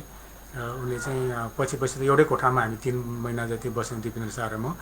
र दिपेन्द्र शाहको नाममा हामीले चाहिँ कविता छपाउँथ्यौँ मतलब दिपेन्द्र शाहले कविता लेख्नुहुन्थ्यो अनि हामीले चाहिँ त्यो बाल मन्दिरमा र बालक भन्ने कविता के अरे पत्रिका छापिन्थ्यो एकदम स्ट्यान्डर्ड थियो त्यो बेला पत्रिका स्तरीय पत्रिका राम्रो मोटो त्यसमा चाहिँ दिपेन्द्रको पठाएँ अनि मेरो पनि पठाएपछि मेरो पनि छापिने दिपेन्द्र पनि छापिने अब दिपेन्द्र छाप्दाखेरि चाहिँ युवराज धिराज दिपेन्द्र विक्रम शाह भन्ने मेरो नामले छापिन्थ्यो त्यसरी चाहिँ धेरै ठाउँमा छापिन्थ्यो जस्तै त्यो पनि भयो त्यसपछि मैले एउटा मुना भन्ने उसको गोर्खापत्रको निस्किन्थ्यो त्यसमा पनि दिपेन्द्र शाह र मेरो सँगसँगै पठाउँथ्यो छापिन्थ्यो पछि के भयो भने म चाहिँ अलि परिष्कृत हुँदै गएँ लेख्दै गएँ परिष्कृत यस्तो किसिमको भयो कि म अलिकति एब्स्ट्र्याक्ट लेख्न थालेँ अलिक गहिरो चिन्तन गर्न थालेँ अनि कक्षा 9मा चाहिँ हामीले एउटा प्रोजेक्ट गर्नु पर्थ्यो मैले प्रोजेक्ट गर्दाखेरि विजय मल्लको परेवा र कैदी भन्ने एउटा पुस्तकमा मैले चाहिँ समीक्षा गरेको समीक्षा 125 पेजको यति वैज्ञानिक थिए कथाहरू ती सबैमा मैले गरेँ अब कक्षा 9मा चाहिँ हामीले दुईवटा गर्नुपर्थ्यो एउटा चाहिँ नेपाली किताबमा समीक्षा गर्नुपर्थ्यो एउटा चाहिँ अङ्ग्रेजीमा चाहिँ चार्ल्स डिकन्सको डेभिड कपरफिल्ड जस्तो लाग्छ मलाई त्यसमा गरेँ र नेपालीमा चाहिँ अब कक्षा 9सम्म आइपुग्दाखेरि मैले शाकुन्तल पढिसकेँ लक्ष्मीप्रसादको सबै पढिसकेँ त्यसपछि एउटा उसको मदन पुस्तकालयले एउटा उ गर्थ्यो निबन्ध प्रतियोगिता गर्थ्यो त्यो चाहिँ यो उपत्यकाका सबै स्कुलहरूको चाहिँ निबन्ध प्रतियोगिता निबन्धमा चाहिँ 5वटा कि 6वटा विषय 7वटा कि 8वटा विषय हुन्थ्यो विषय चाहिँ सबै पढेर जानुपर्थ्यो त्यहीँ गएर गोला प्रथाबाट एउटा विषय छानेर हामीले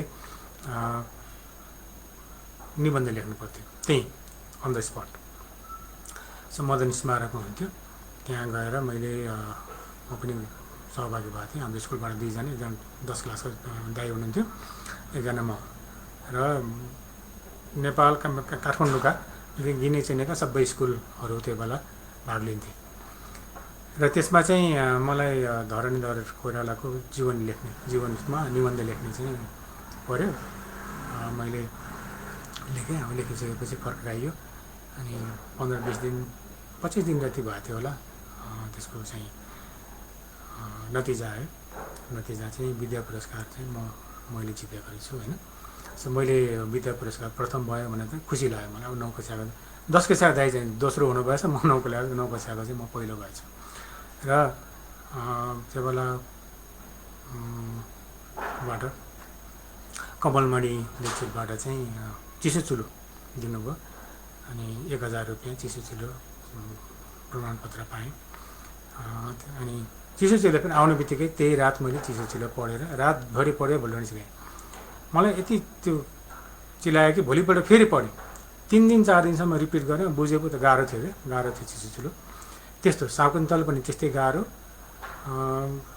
चिसो चुलो पनि त्यस्तै गाह्रो तर मैले 3-4 पल्ट 5 पल्ट पढेँ यो दुवै किताबहरू म यति धेरै किताब पढ्थेँ कि त्यो किताबहरूबाट मैले चाहिँ यति धेरै ज्ञान बटुलेँ त्यो बेला अब अहिलेको अध्ययन छैन अहिले पटक्कै अध्ययन गर्ने समय छैन म एकदम थोरै किताबहरू पढ्छु आफूलाई मन परेका किताब चलचित्र पनि त्यस्तै थोरै मात्रै हेर्छु र किताबहरू पनि थोरै पढ्छु एकदम गाह्रो छ अहिले चाहिँ तर त्यो बेला चाहिँ म विकेन्ड भन्छ हामी फ्राइडे स्याटरडे हुँदाखेरि फ्राइडे मैले 5वटा किताब ल्याएँ भने शुक्रबार शनिबार पढेर सिकाउँथेँ र त्यसपछि कक्षा 9मा त्यो भइसक्यो 9मा चाहिँ मैले गोर्खापत्रमा छाप्न थालेँ त्यसपछि मधुपर्कमा छापियो मेरो मुक्तक अनि त्यसपछि मलाई साहस बढ्यो ओहो मधुपर्कमा छापियो भनेर अनि त्यो बेला अब नयाँ सन्देश भन्ने एउटा पत्रिका थियो साप्ताहिक पत्रिका त्यसमा चाहिँ अब अहिलेका सबै साहित्यकारहरू जति पनि साथी हुनुहुन्छ उहाँहरू धेरै जसो रचना हुन्थ्यो सानो मुक्तक जस्तो हुन्थ्यो हामीले दिन्थ्यौँ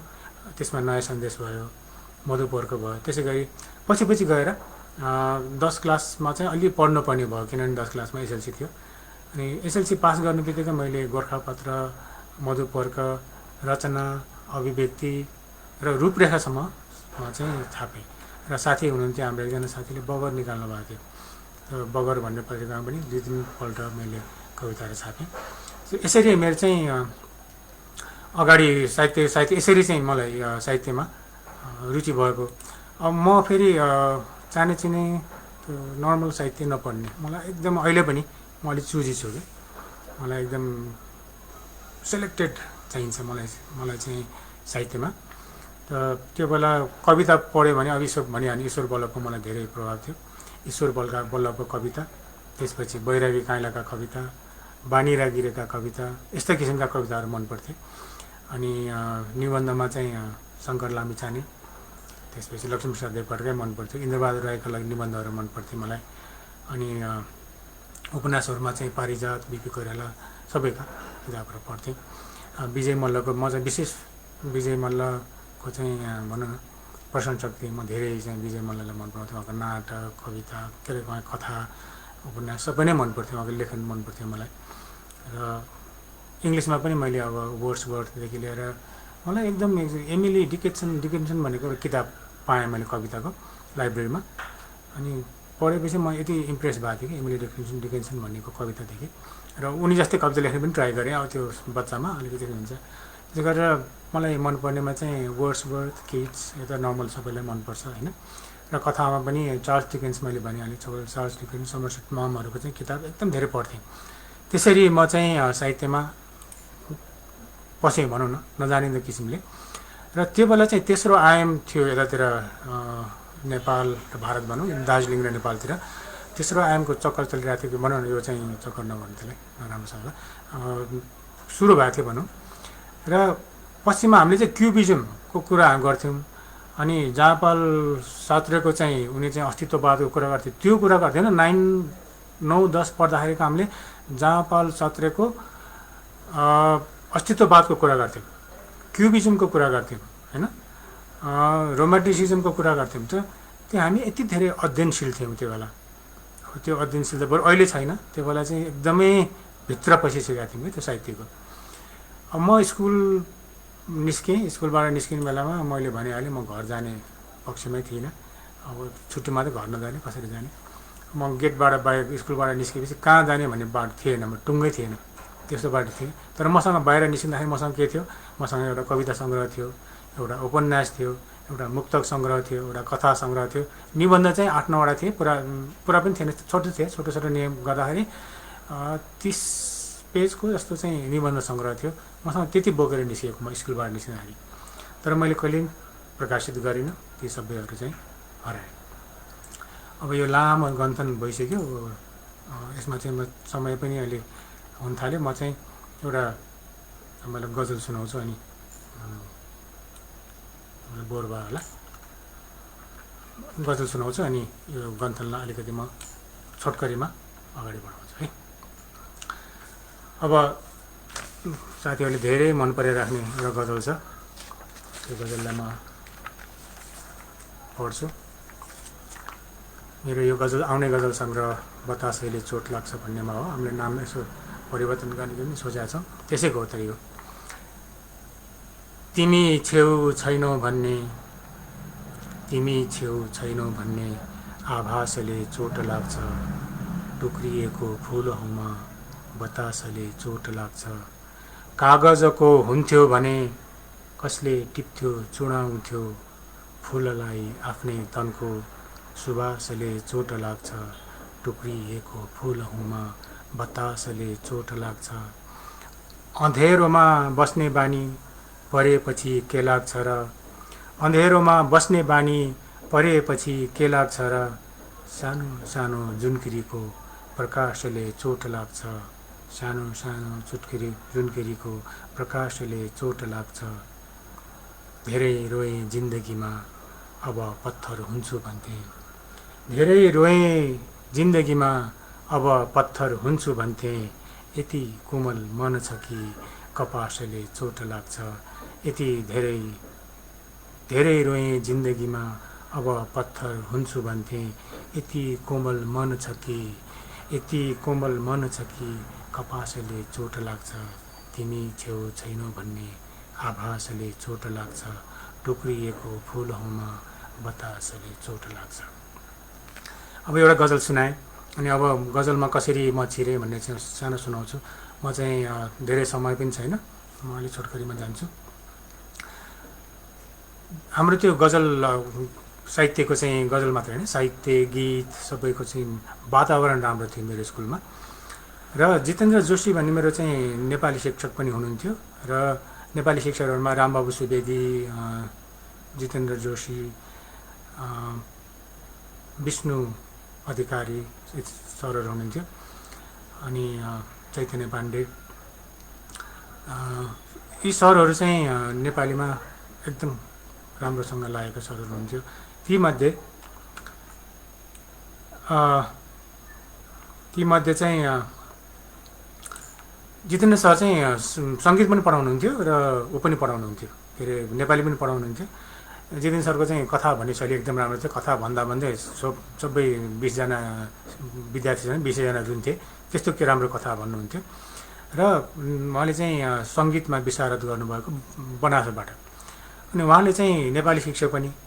अनि मलाई एकपल्ट चाहिँ हाम्रो स्कुलमा चाहिँ के मोती जयन्ती थियो कि अथवा के थियो मलाई त्यति सम्झना छैन, तर उहाँले यतिसम्म प्रीति गरी गरी नयता भए नौता भन्ने एउटा गजल थियो। तर अब अहिले हेर्दाखेरि गजलको त्यो पुरा मानक त पुरा भएको रहन्छ त्यसमा, तर त्यो एउटा गजलमा एउटा टिम नाच्यो। सर आफै सङ्गीतकार, यति मिठो चाहिँ सङ्गीत गर्नुभएको थियो। मलाई चाहिँ मन छोयो, आहा कति राम्रो यो कसले लेखेको होला भन्ने जस्तो लाग्यो।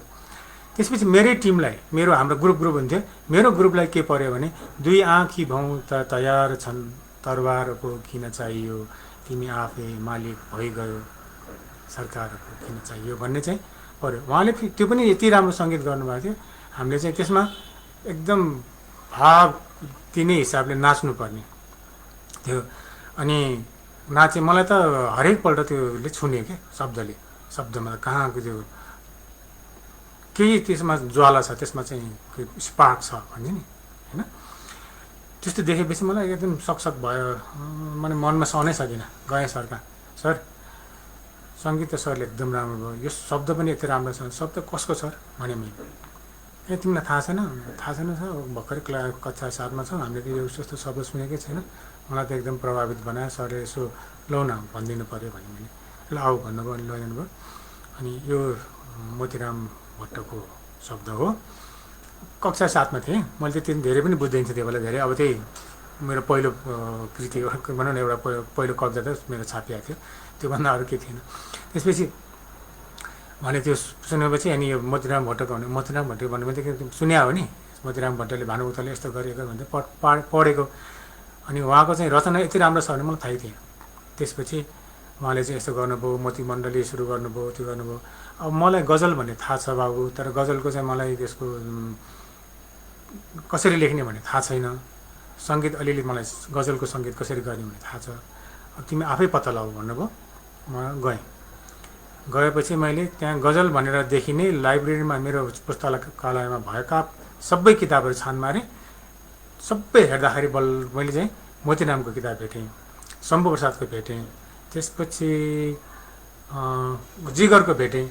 अनि खोज्दै जाँदाखेरि भीमनिधि तिवारको पनि भेटेँ। अब फ्रेङ्कली भनौँ अलिकति होइन, भीमनिधि तिवारको मलाई त्यति छोएन, त्यो समयमै छोएन, तर अरूहरू चाहिँ एकदम मलाई मन पऱ्यो। अनि त्यसको नक्कल गर्दै मैले लेख्न थालेँ। त्यो म 7 क्लास भनेपछि म चाहिँ 36-37 सालतिर त्यो लेख्न सुरु गरेँ होला। तर मलाई त्यो काफिया भन्ने पनि थाहा छैन, त्यसमा चाहिँ रदिफ हुन्छ पनि थाहा छैन। अब रदिफ चाहिँ माथि दोहोरिया हुन्छ, तल माथिको 2 लाइनमा, त्यसपछि हुन्छ भन्ने थाहा छ, त्यसमा काफिया छैन।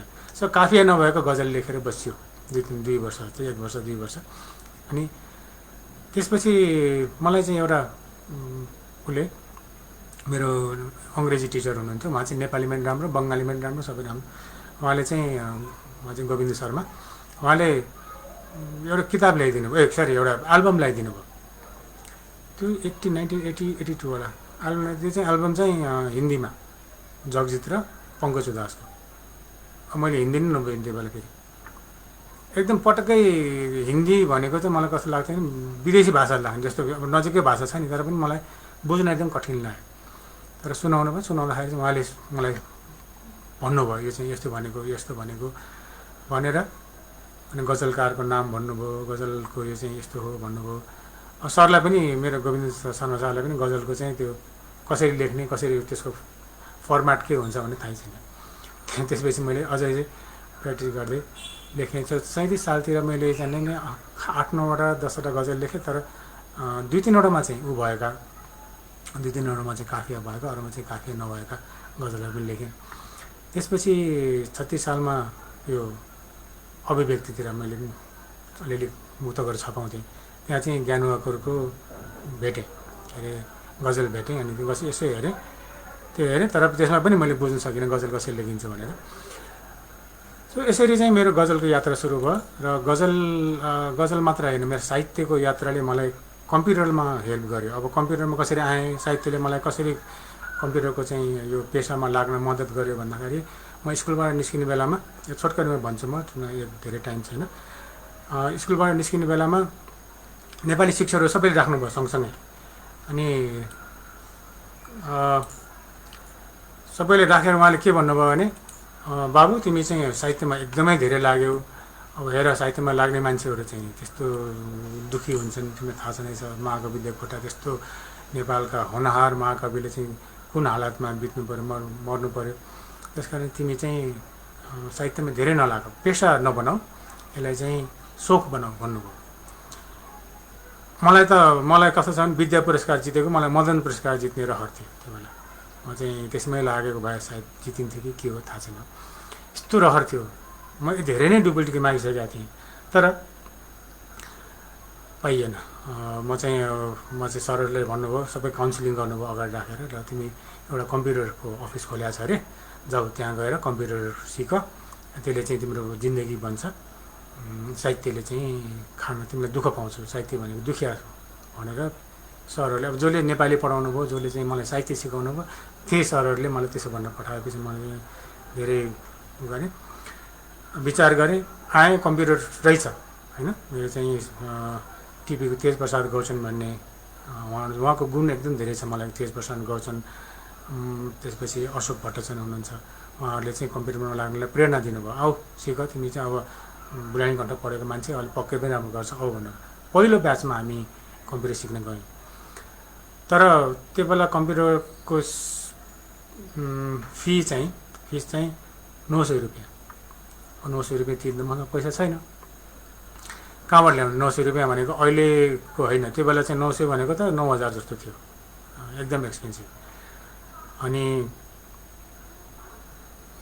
गएँ, 900 रुपियाँ लाग्छ भनेपछि यसो फर्केर आएँ। अब त्यो बेला मैले ट्युसन पढाएँ, 200 रुपियाँ 300 रुपियाँ कमाउँथेँ। अनि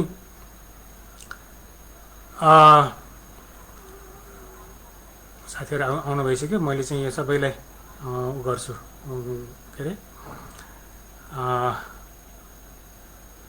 सबैसँग कुराकानी गर्न पाए हुन्थ्यो। सबै धेरै साथीहरू आउनु भएको छ, म यसलाई छोटकरीमा छोटाउँछु। अनि अब मलाई के भयो भने, 1981 सालमा चाहिँ ऊ रहेछ, यो अपाङ्ग वर्ष थियो। 1981 भनेको चाहिँ अपाङ्ग वर्ष थियो। त्यो अपाङ्ग वर्षको एउटा यो देशव्यापी होइन चाहिँ एउटा निबन्ध प्रतियोगिता थियो। मैले निबन्ध लेखेर त्यसरी दिइरहेको थिएँ। 1.5 वर्ष भइसक्यो, त्यसको रिजल्टै आएको थिएन। ठ्याक्कै म स्कुल पनि छोडिसकेँ। मैले 9 क्लासमा लेखेर दिएको निबन्धको त रिजल्ट त 10 क्लास छोडेर रिजल्ट आउने बेलामा बल्ल रिजल्ट आयो होइन। मेरो एसएलसीको रिजल्ट आउने बेलामा त्यो यसको रिजल्ट आयो। प्रथम भएछु, पहिलो भएछु निबन्धमा त। 9 क्लासमा लेखेर दिएको, देशव्यापी, देशका सबै सम्पूर्ण देशका विद्यार्थीहरूले लेखेको निबन्धमा मेरो प्रथम भएछ। अनि मैले चाहिँ 1500 रुपियाँ गोल्ड मेडल र सर्टिफिकेट पाएँ। त्यो 1500 रुपियाँबाट 900 रुपियाँ लिएर मैले कम्प्युटर सिक्नलाई राखेँ। भन्दाखेरि मलाई कम्प्युटर सिकेपछि त्यसपछि मैले त्यहीँ जागिर खाएँ। त्यहाँबाट मलाई अझै सिक्ने इच्छा लाग्यो, कम्प्युटर पढेँ। त्यसपछि कम्प्युटरमै अहिलेसम्म धेरै काम गरिरहेको छु र कम्प्युटरबाट नै अहिले मैले जीविका चलाइरहेको छु। भन्दाखेरि मलाई साहित्यले मलाई अगाडि बढाएको हो। सो साहित्यसँग मेरो चाहिँ साहित्यले दिएको मलाई जे दिएको छ। सो अचम्म लाग्ला म जे छु अहिले साहित्यले छु भन्दाखेरि। र यो सबै के भन्छ भने, एउटामा लगाव भयो भने त्यो लगाव त्यसले चाहिँ अर्कोलाई सहयोग गर्छ भन्छन्। मलाई पनि सहयोग गर्यो त्यो मेरो चाहिँ उसले, मेरो साहित्यले मलाई चाहिँ पेसामा चाहिँ सहयोग गर्यो। र मैले पछि कस्तो भयो भने, मलाई चाहिँ नेपालीसँग यति लगाव, धेरै नेपाली लेख्नुपर्छ भने, अनि इङ्ग्लिस टाइप सिक्न जानुपर्छ, इङ्ग्लिस टाइप सिक्यो भने चाहिँ काम पाइन्छ भन्ने त्यो बेला। इङ्ग्लिस टाइप सिक्न गएको, इङ्ग्लिस टाइप नसिकेर मैले नेपाली टाइप सिकेँ। मेरो कविता चाहिँ टाइप गर्नुपर्छ भनेर नेपाली टाइप सिकेँ। त्यो नेपाली टाइपले कहाँ काम पाउने होइन, खर्दाहरू जस्तो काम पाइन्थ्यो होला। त्यसपछि त्यही नेपालीमा चाहिँ नेपाली अक्षर चाहिँ मैले कम्प्युटरमा बनाएँ। कम्प्युटरमा बनाएपछि रोनासले मलाई चाहिँ नेपालमा पहिलोचोटि कम्प्युटरमा नेपाली बनाएको भनेर उसले मलाई चाहिँ सम्मान पत्र पनि दिएको छ। त्यसबाट चाहिँ मैले ब्याङ्ककमा सेमिनार, युनेस्कोले मलाई ब्याङ्कक सेमिनार लग्यो। त्यसपछि चेन्नईमा भएको 23वटा देशको सेमिनारमा देशले छानेर लग्यो। त्यो बेला म 24-25 वर्षको थिएँ। सो मैले त्यो लिपि बनाएँ नि कम्प्युटरमा। त्यो लिपि बनाउनु पछाडि पनि साहित्यले मलाई अगाडि बढाएको हो। त्यसपछि म गीत लेखनमा कसरी आइपुगेँ, मेरो गजल लेखन कहाँ पुग्यो भन्दाखेरि अब म चलचित्रमा आइपुगेको थिएँ। चलचित्र चाहिँ त्यो नयाँ प्रविधि मैले ल्याउने बित्तिकै ऊ भयो, नयाँ प्रविधिमा मैले गरेर देखाउनु पऱ्यो। अनि मैले 30वटा जति चलचित्र मैले सम्पादन गरेर देखाएँ।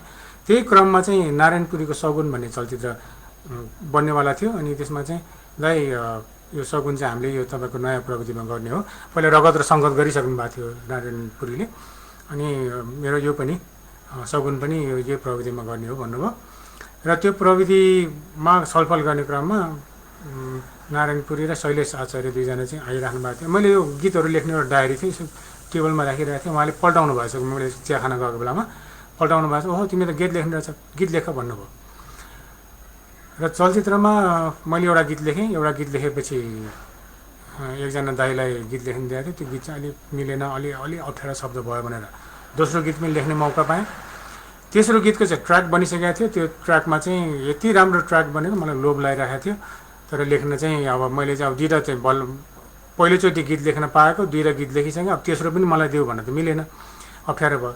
चुप्प लागेर मनभित्र चाहिँ मलाई पाए हुन्थ्यो त्यो गीत लेख्न भन्ने चाहिँ इच्छा थियो, तर पाइनँ। कसैलाई चाहिँ लेख्नलाई धेरै प्रयास पछि चाहिँ अनि पछि जो व्यक्तिलाई लेख्नलाई भन्ने थियो उहाँले लेख्नु भएन। अनि नारायणजी आउनुभयो। अनि नारायणपुरीले दाइ यो पनि तपाईँ लेखिदिनुहोस् भने। अब के खोज्छस्, कानो के अरे आँखा भने जस्तै मैले त ऊ पाएँ, जे खोजेको थिएँ पाएँ। अब 2 गीत लेखिसकेँ, एउटा रोमान्टिक गीत छ, एउटा स्याड सङ छ, 2टै लेखिसकेको छु। यो चाहिँ गीत थियो, एकदम राम्रो ट्र्याक भएको। तर गीत लेखेर मलाई लाज लाग्यो। यस्तो अब कमर्सियल गीत लेखिदिनु भन्नुभयो उहाँले। मैले कमर्सियल गीत लेखेँ, ल्याएर उहाँलाई बुझाउँथ्यो त आधी जसोले चाहिँ आहा कति राम्रो भने, आधी जसोले छि यस्तो भने। त्यसमा चाहिँ शर्मिला बर्देवाले गाएको। अनि थुप्देन आउनुभयो, थुप्देनले राम्रो गाउनुभयो। शर्मिला आएको, शर्मिलाले पहिलो गीत शर्मिलाको। अनि सचिन सिंहको सङ्गीत। अनि सचिनलाई चाहिँ खुसुक्क दाइ यस्तो पहिलोचोटि गीत दिनुभएको, यस्तो जोकर गीत दिनुभयो भनेर शर्मिलाले भनिन्। अनि अब त्यो दिन चाहिँ फेरि त्यो रेकर्ड स्टुडियो भत्काउने भएको, त्यही दिन रेकर्ड गर्नुपर्ने, त्यही दिन रेकर्ड गर्यो। शर्मिलाले गीत गाएपछि त त्यो गीत त कहाँ माथि पुग्यो। त्यो चाहिँ गीत थियो आगो लाग्यो दिलैमा दमकल बोलाइदियो। अब मसँग मैले 3वटा गीत लेखेकोमा सगुनबाट मैले बेस्ट, सगुनको जुन स्याड सङ थियो पल पल दिन दिन भन्नेबाट, त्योबाट बेस्ट गीतकारको अवार्ड पाएँ। र आगो लाग्यो दिलैमा सुपरहिट भयो। 6 महिनासम्म चाहिँ चार्ट टपर थियो। त्यसरी चाहिँ त्यो गीतमा चाहिँ चलचित्र गीतमा आयो। तर चलचित्रको गीतमा आउनुभन्दा अगाडि पनि मेरो चाहिँ एउटा गीत रेकर्ड भइसकेको थियो। 2044 सालमा साङ स्टुडियो भन्ने थियो, त्यहाँ चाहिँ किशोर गुरुङ काम गर्नुहुन्थ्यो। अनि किशोर गुरुङले चाहिँ कहिले लहर कहिले तरङ्ग भन्ने अमर गुरुङकै एउटा एल्बम गर्दै हुनुहुन्थ्यो। त्यो एल्बमको क्रममा ठ्याक्क बिचमा चाहिँ एक दिन किशोर दाइ र म बसिरहेको थिएँ। उहाँले चाहिँ एउटा के बजाइराख्नु भएको थियो। म अलिकति त्यो बेला एब्स्ट्र्याक्ट लेख्थेँ। मलाई चाहिँ त्यो ईश्वर बल्लभको असर भन्छ नि, म अलिकति एब्स्ट्र्याक्ट टाइपको लेख्थेँ। अनि त्यो एब्स्ट्र्याक्ट एउटा गीत लेखेको रेकर्ड भयो, सबैले मन पराए। र पहिलो गीत चाहिँ मेरो त्यो 44 सालमा रेकर्ड भएको पहाडले छेक्यो मेरो रहर, न्यानो घामले टेकी हिँड्यो मन, कुन यौवनले पिउजायो रहर, कुन क्षितिजमा डुब्यो मेरो मन भन्ने एउटा चाहिँ गीत रेकर्ड भयो। अनि त्यसरी चाहिँ मलाई यो उसमा गीत लेखनमा आइपुग्यो। त्यसपछि आगो लाग्यो दिलैमा दमकल बोलाइदियो जुन हिसाबले हिट भयो, त्यो हिट भइसकेपछि त मैले हरेक हप्ता 2वटा 3वटा हर 3वटा 2वटा गीत लेख्नुपर्ने आयो। अब सबैले आगो लाग्यो दिलैमा दमकल बनाइदियो भने लेख भन्ने चाहिँ डिमान्ड आउन थाल्यो होइन। अब मैले सधैँभरि आगो लाग्यो दिलैमा त लेख्न सक्दिनँ, तर मैले धेरै गीत लेखेँ। जति बेला गीत लेखेँ त्यति हिट हुन्छ फेरि, त्यो बेला जस्तै थियो। अनि एक ताका आइसकेपछि मलाई चलचित्रको गीतबाट अलिकति वितृष्णा भयो, किनभने त्यो चलचित्र चलिन्जेल गीत चल्ने, त्यसपछि गीत हराउने। अब अहिले सुन्यो भने मैले चाहिँ बम्बईमा साधना सरगमदेखि लिएर धेरैले गीत गाउनु भएको छ मेरो गीतहरू।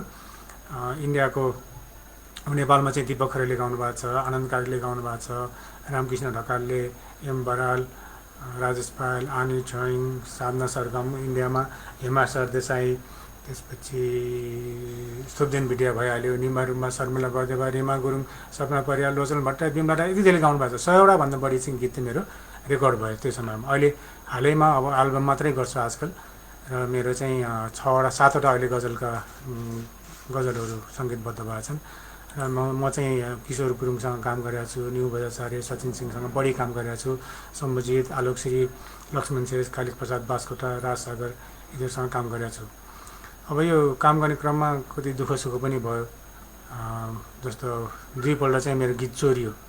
एउटा चाहिँ चलचित्रमा एकजना सङ्गीतकारलाई दिएको, सङ्गीतकारले चाहिँ एउटा ठुलै मान्छेको नाममा चाहिँ चलचित्रमा हालिदिनु भयो, मैले बोल्नै सकिनँ, किनभने त्यो ठुलो मान्छे जसको नाममा चाहिँ त्यो गीत थियो, त्यो चाहिँ मैले एकदम मान्ने मान्छे हुनुहुन्थ्यो, उहाँलाई मैले एक वचन पनि भन्न सकिनँ, र त्यो गीत चाहिँ त्यत्तिकै चोरी भयो भनौँ न। अर्को चाहिँ गजल चोरी भयो। गजल चाहिँ कसरी चोरी भयो भने, अब गजल वाचन गर्ने चलन थियो क्या, अनाम मण्डलीको एउटा कार्यक्रम थियो, मैले वाचन गरेँ। त्यहाँ एकजना व्यक्ति आउनुभयो, उहाँले त्यो सुन्नुभयो, लगेर चाहिँ उहाँले त रेकर्ड गर्नुभयो त्यही ठ्याक्कै। अनि एकजना राजसागर भन्ने साथी भाइ हुनुहुन्छ, मेरो गजल पनि गाउनु भएको छ उहाँले, गायक भाइ। उहाँले चाहिँ सर यहाँको सरको त गजल रेकर्ड हुँदैछ यहाँ भने। कहाँ रेकर्ड हुनु, मैले काली प्रसादलाई गर्न दिएको छु, भाइले गर्दै हुनुहुन्छ, त्यो कहाँ रेकर्ड गर्ने भए त मलाई भनिहाल्नुहुन्छ। होइन सर, यहाँ त सरको रेकर्ड हुँदैछ, यहाँ ट्र्याकै बनिसक्यो, सबै रेकर्ड हुन्छ भनेपछि के रहेछ शब्द सुन त भनेको थिएँ। शब्द अलिकति फरक, यताको उता उताको उता भएर, अनि रेकर्ड हुँदै रहेछ।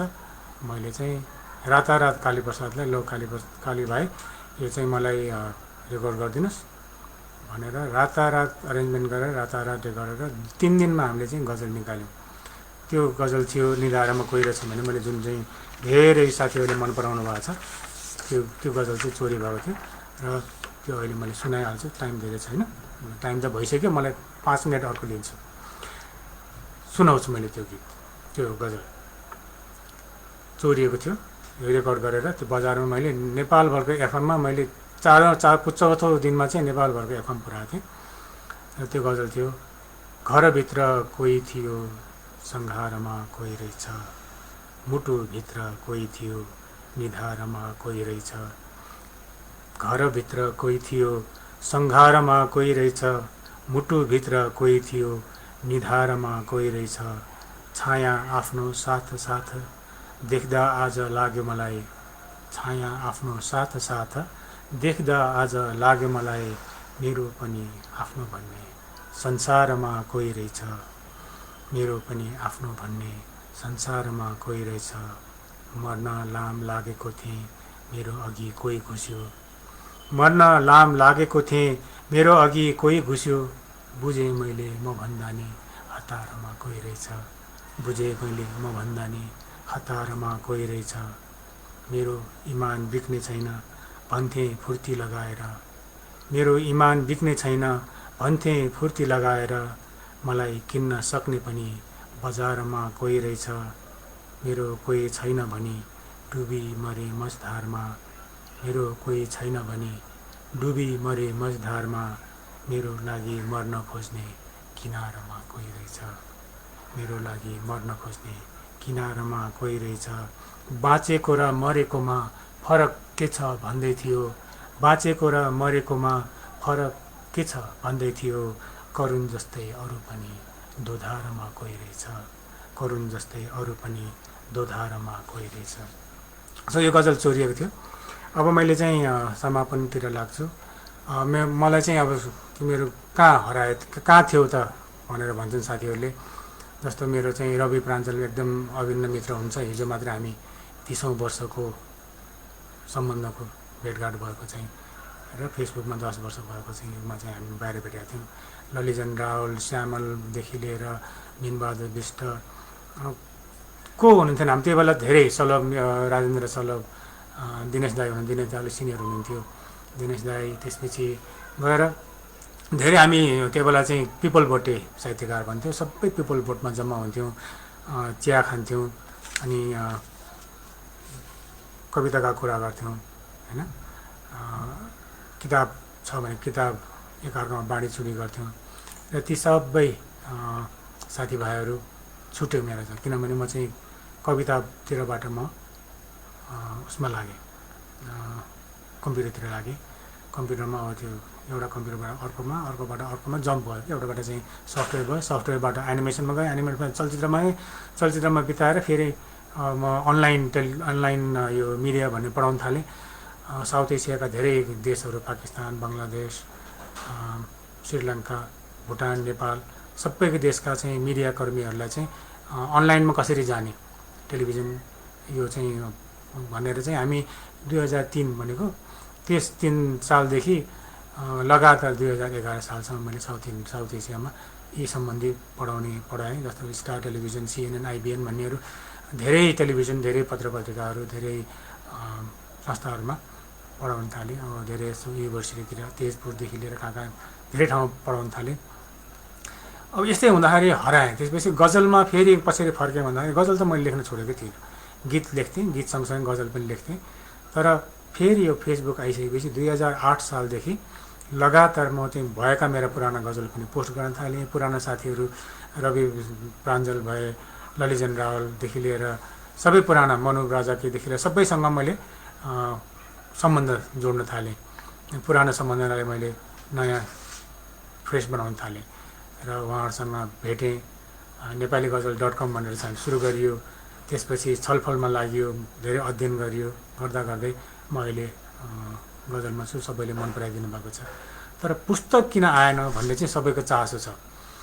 अब पुस्तक चाहिँ 2008 साल भनेको आजभन्दा 12 वर्ष अगाडि रमेश पौडेलजीले कभर बनाएर अनि 9 सालमा चाहिँ छाप्ने भनेर सबै तयारी गरिसकेको मैले रोकेँ।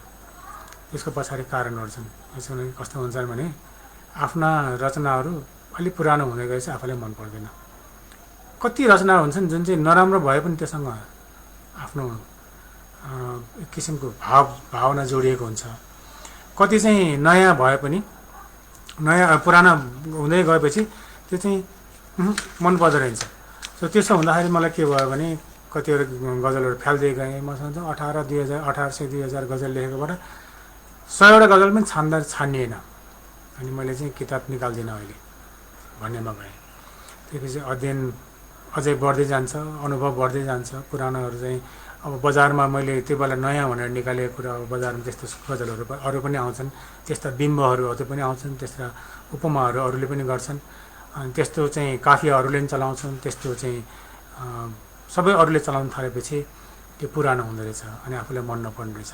त्यो हुँदाखेरि चाहिँ मैले चाहिँ छान्दै गएँ। जहिले पनि त्यो ढाकुताको कहिले पनि ओजन पुग्दैन भन्छन्, उफ्रेर मेरा गजलहरू पनि ठिकै भयो। 100वटा पुऱ्याउँछु अनि त्यहाँबाट कहिले काट्छु 80वटा हुन्छन्। फेरि 100वटा पुऱ्याउँछु काट्छु फेरि 80 हुन्छन् भन्दाखेरि चाहिँ मैले कहिले पनि 100वटा 101 पुऱ्याउन सकिनँ।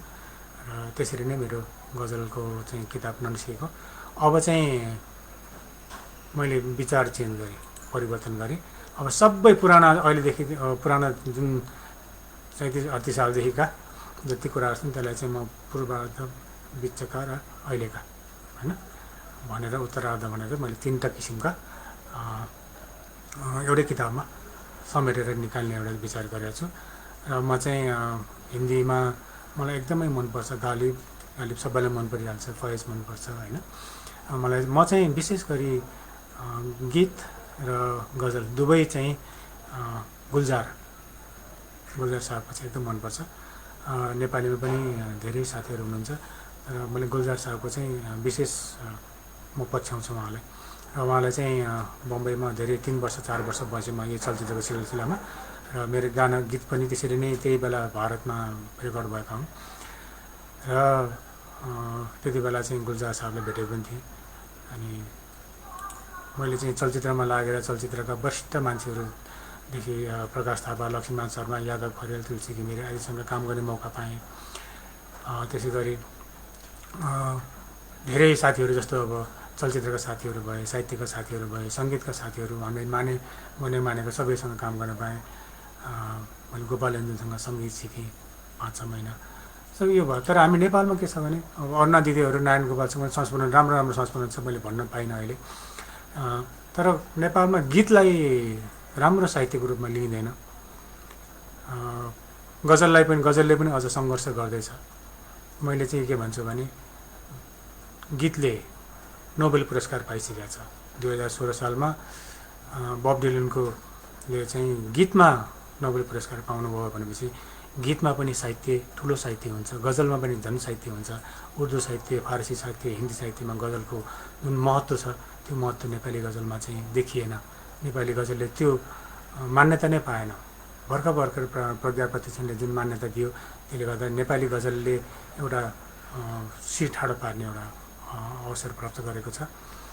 गीतलाई अब धेरैले हल्का लिन्छन्, जसले पनि गीत लेखिदिने, गीतमा भाव पुग्यो कि पुगेन त्यो भन्ने चाहिँ अलि धेरै अब जो पनि गीतकार भइदिने त्यसको चाहिँ पछाडिको शब्दको सन्तुलन, भावको सन्तुलन कस्तो हुन्छ, के हुन्छ भन्ने कुरालाई अध्ययन नगरेका पनि गीतकार भइदिने हुनाले चाहिँ गीतकारको पीडा छ। अर्को गीतकारको पीडा भनेको चाहिँ कहीँ पनि नाम लिनु। मेरो 100वटा गीत छ, तपाईँले सुन्नुभयो गीत भने चाहिँ तपाईँले सुन्नुभयो भने तपाईँले लेखेको हो भन्नुहुन्छ, तर त्यो गीत कसैले पनि चाहिँ यो करण थापाको भन्ने गीत थाहा छैन। यो चाहिँ गीतकारको पीडा हो। र सबैले गीतकारले चाहिँ जसरी बब डिलनले चाहिँ नोबेल पुरस्कार पाए होइन, गीतकारले पनि त्यो स्तरको म गीत लेख्छु भनेर सोच्नु पर्यो। र त्यसै गरी उसले पनि अरूले पनि, मिडियाले पनि गीतकारलाई नाम लिइदिनु पर्यो। अस्ति एउटा मैले आगो लाग्यो दिलैमा दमकल गलाइदिएको चाहिँ युट्युबमा भिडियो रहेछ, त्यसमा गीतकारको नामै छैन। मेरा गीतहरू चाहिँ 15-20वटा युट्युबमा पुरानो गीतहरू फेरि राख्ने चलनमा 15-20वटा गीत चाहिँ युट्युबमा छन्। 100वटा मध्ये अब अलिअलि आएका छन्। ती कसैको पनि छैन, के अरे कसैको पनि मेरो नाम छैन। तसर्थ गीतकारको पीडा छ। अब अन्तिमतिर सबै सिद्धियो। एउटा कुरा मलाई एकदम इन्ट्रेस्टिङ लाग्छ, मैले यो नेपाली बनाएँ नि कम्प्युटरमा, बनाएपछि मैले ब्राह्मी लिपि सिकेँ, त्यसपछि मैले बङ्गाली सिकेँ, उर्दू चाहिँ गजल पढ्नलाई उर्दू सिकेँ, रञ्जना लिपि मलाई राम्रो लागेर सिकेँ। ब्राह्मी लिपि चाहिँ भित्तामा शिलालेख हुन्छ, त्यो के लेखेर रहेछ पढ्ने उसले लेखेँ। बङ्गाली लिपि एउटा चाहिँ मैले राम्रोसँग पढ्छु। किन सिकेँ भन्दाखेरि एउटा मलाई हस्तलिखित रविन्द्रनाथ ट्यागोरको भेटाएँ। हस्तलिखित छापिएको तर हस्तलिखित केयरमेड भएको नै बङ्गालीमा चाहिँ गीताञ्जली भेटाएँ। मैले अरिजिनल कस्तो हुन्छ, कस्तो किसिमले लेखाएर रहेछ नि त रविन्द्रनाथ ट्यागोरले भनेर उनको त्यो किताब पढ्नलाई मैले बङ्गाली सिकेँ होइन। अब बङ्गाली अक्षर सिकेर कहाँ हुन्छ र भाषा पनि सिक्नु पऱ्यो। भाषा चाहिँ म कमजोर छु, भाषा चाहिँ आएन। म जुन भाषाको पढ्न लाग्छ त्यो भाषाको चाहिँ के अरे भाषा सिक्न मन लाग्छ, लिपि सिक्न मन लाग्छ।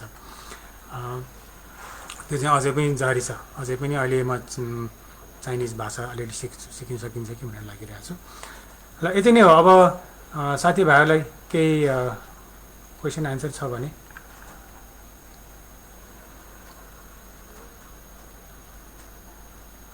हाम्रो चाहिँ भरत पौडेलजीले भन्नुभएको छ पुस्तकको साटो गजल नै रेकर्ड गर्ने होइन हो दाजु भनेको छ।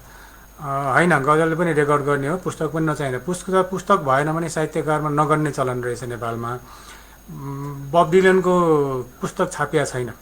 बब डिलनको चाहिँ रेकर्ड मात्रै भएको, भरतजीले भने जस्तै रेकर्ड मात्रै भएको, तर रेकर्डलाई पनि उनीहरूले कृति मानेर नोबेल पुरस्कार दिए भने चाहिँ हामी कहाँ पनि यो मेरो 150वटा गीत 9वटा गजल रेकर्ड भएका गजल त्यसलाई माने हुन्छ। तर कस्तो भने किताब पुस्तक नभइकन नेपालमा साहित्यकारै नगर्ने रहेछ। मैले चाहिँ धेरै ठाउँमा इभन प्रज्ञाको चाहिँ साहित्यकारको लिस्टमा मेरो नाम छैन, किनभने त्यहाँ चाहिँ एउटा पुस्तक त छापिएकै हुनुपर्छ भनेर भएन, त्यो समस्या छ। त्यसकारण चाहिँ पुस्तक चाहिँ छाप्ने हो, अनि गीत पनि निकाल्ने, गजल पनि निकाल्ने। अरू केही छ? सगुना बहिनीले भन्नुभएको छ wonderful sir, the collection would be a treasure. Yes, म गर्छु।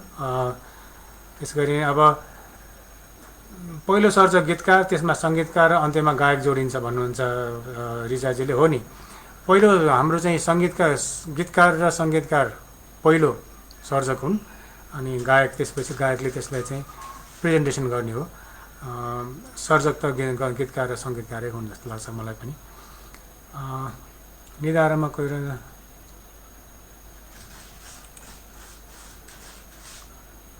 अब निधारमा कोही रहेछ गजल चोर्ने को थियो भन्नुहुन्छ। अब मैले नाम भन्दिनँ, उहाँ चाहिँ नाम चलेकै मान्छे हुनुहुन्छ। भारतीय गायक गायिकासँग काम गर्न कतिको सजिलो गाह्रो भयो भन्नुभएको छ। गाह्रो, साधना सरगम चाहिँ एकदम मिठो गाउने उहाँले चाहिँ, मैले सबै उहाँले फिलिङ पनि राम्रो दिनुभयो, सबै राम्रो भयो। उहाँको छ चाहिँ कहिले पनि परिवर्तन भएन। उहाँलाई भने छ होइन छ हो भन्दा पनि उहाँले चाहिँ सक्नु भएन, तर मैले त्यति नै छोड्नु पऱ्यो। जिन्दगी हो सुख दुःख भन्ने गीत चाहिँ हाम्रो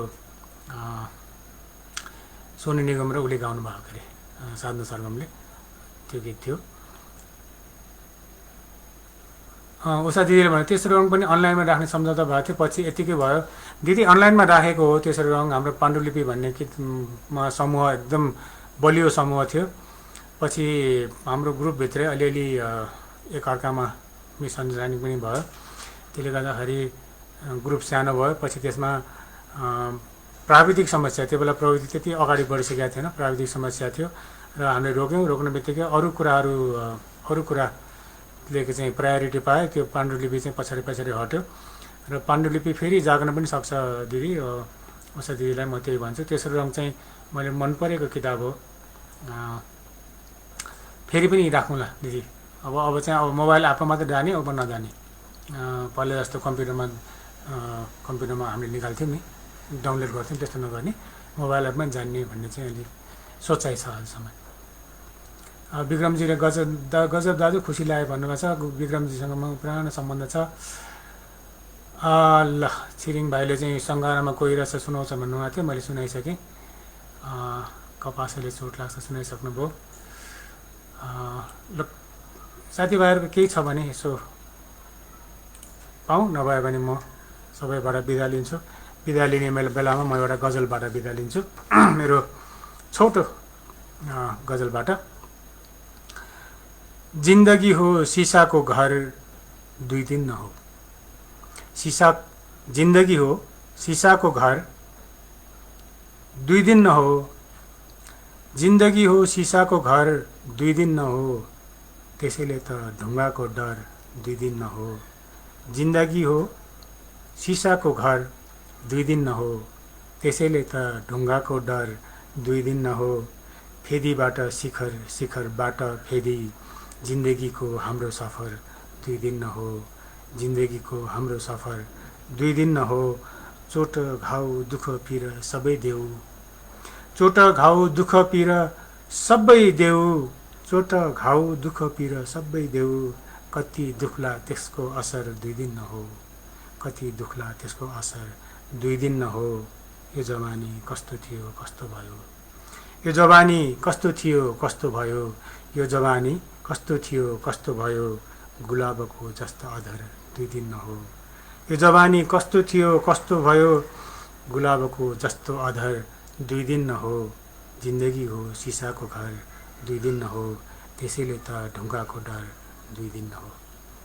सबै दर्शकहरू श्रोताहरू सँगसँगै बुकाहोलिक्स र साथीहरू जो चाहिँ यहाँ आएर सुनिदिनु भयो, 1 घन्टा मलाई झेलिदिनु भयो भनौँ। 1 घन्टा पनि लामो भयो, 1 घन्टा 10-15 मिनटै भएछ।